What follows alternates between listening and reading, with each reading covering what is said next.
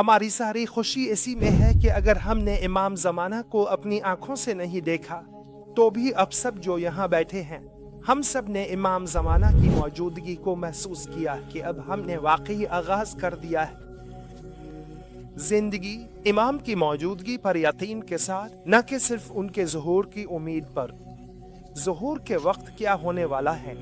کیا یہ ہوگا کہ بھیڑیا اور بھیڑ ایک ساتھ کھانا کھائیں گے، زمین اپنے خزانے باہر نکال دے گی، لوگوں کی فکر یہ ہوگی کہ سب اپنی دولت شہر کے بیچ میں رکھ دیں لیکن کوئی لینے نہ آئے، کوئی غریب نہ ہو؟ نہیں بھائی، یہ سب نہیں ہے، یہ تو ظہور کی نشانیاں ہیں۔ اصل ظہور کیا ہے؟ یہ ہے کہ ہم خدا کی حجت سے آشنا ہو جائیں۔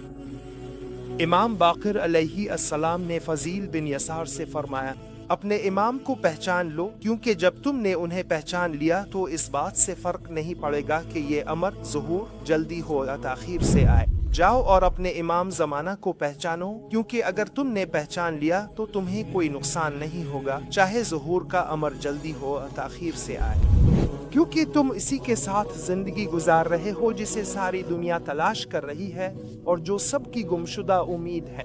اب تمہیں اور کیا چاہیے؟ ظہور کے وقت بھی یہی ہوگا، سب لوگ خدا کی حجت کو دیکھیں گے، اس کی خوبیوں سے واقف ہوں گے، اس سے محبت کریں گے اور اس کے ساتھ زندگی گزاریں گے۔ ٹھیک ہے، اب اپنی غیر موجودگی میں یہی کر رہے ہیں، اسی دون حیرت میں تم یہ سب کر رہے ہو۔